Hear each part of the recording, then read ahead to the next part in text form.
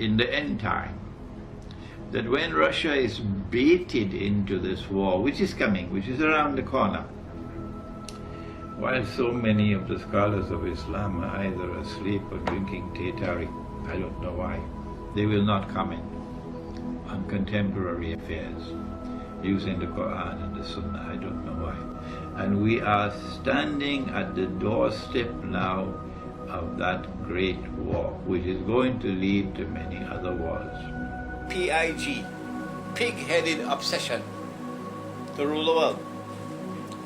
It doesn't matter to them what is the price, that doesn't matter.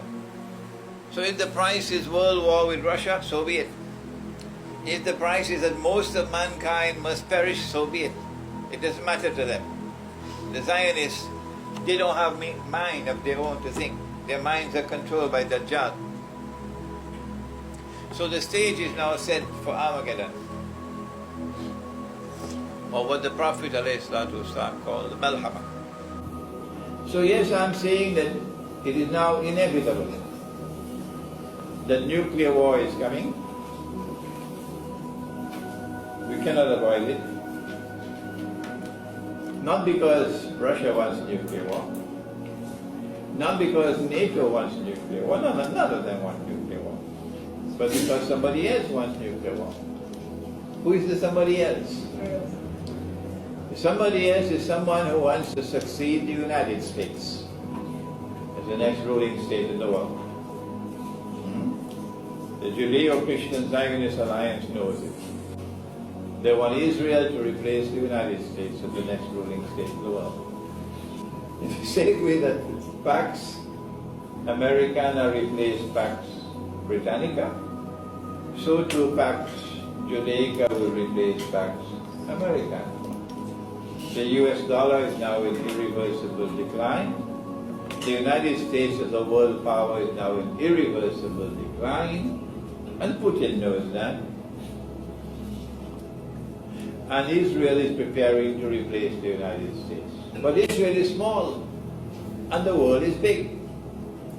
How can Israel rule the world? Yes, we can understand the United States. But how can Israel rule the world? Answer, either Israel has to become much bigger, or the world has to become much smaller. Which will it be? That's why they want nuclear war. That's why they want nuclear war. So that the world will become much smaller.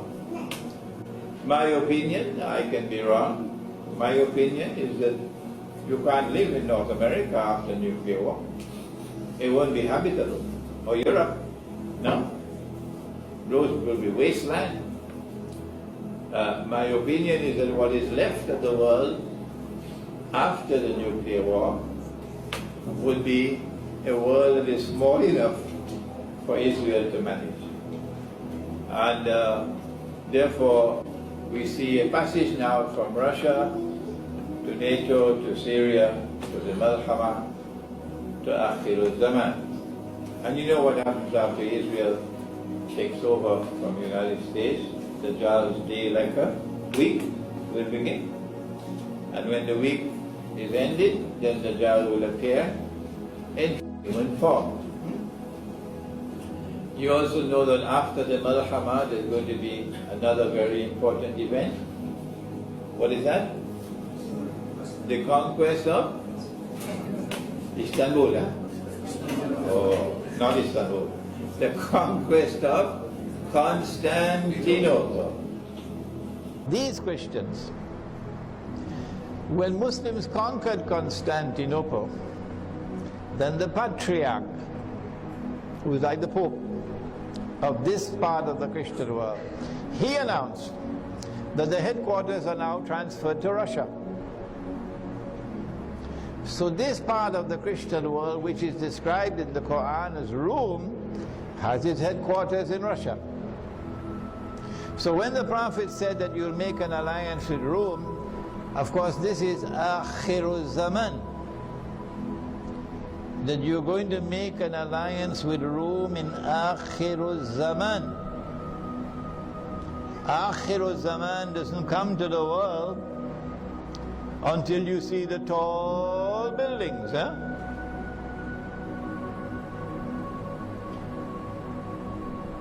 And so we are now seeing the fulfillment of that prophecy. The schoolboy takes this part of the ayah by itself in isolation. And the schoolboy concludes that Allah is referring to all Jews and all Christians when He said, don't take them as your friends and allies. But that's wrong. Because the Quran is non-contradictory. Allah says so in the Quran. لو كان من عند غير الله, had this Quran come from any source other than from Allah, لوجدوا فيه اختلافا كثيرا, they would have found in this Quran endless inconsistencies and discrepancies. But this Quran is free from inconsistencies and contradictions. But if you say, Allah is saying, don't take all Jews and don't take all Christians as your friends and allies, then there will be contradiction in the Quran. Why? Because Allah says that in the end times, there will be a Christian people who will be closest in love and affection for you. This is Surah Al-Ma'idah. So you have to say to the people who are closest in love and affection for you, we can't be friends with you. That's contradictory. The Quran says you can marry a Christian woman. So when you marry her, you have to say to her, my beloved wife, you can be my wife, but you can't be my friend. It's contradictory. The closest in love and affection for you. Which Christian people is Allah talking about? So you have to look for a Christian people who are still holding on to the monastic way of life. Where are they? Who are the Christians who to this day are holding on to monasticism? Even if you perceive them to be hostile to you now because of past grievances, the Quran cannot be false. You can change their hearts and tomorrow they'll be the closest in love and affection to you. Yes. I hope Egypt is listening. So you'll identify them, you recognize them because of the institution of monasticism. And then Allah says a fourth thing about them. But one more thing by which you can recognize this Christian with whom you will make an alliance. وَأَنَّهُمْ لَا يَسْتَكْبِرُونَ وَأَنَّهُمْ لَا يَسْتَكْبِرُونَ. They're not an arrogant people. They don't want to rule the world. It's because they do not have arrogance stamped on their forehead. These are not a Christians who want to get the whole world to become carbon copies of themselves. Huh? They are not an arrogant people who believe that they have a birthright of superiority and that the rest of the world are like cockroaches. They're only natives and we have the burden to civilize the rest of the world. You can't study international relations and study the history of international politics without coming face to face with this arrogance. The colonization of the rest of the world so that they can civilize the rest of the world. This is not Orthodox Christianity, not at all.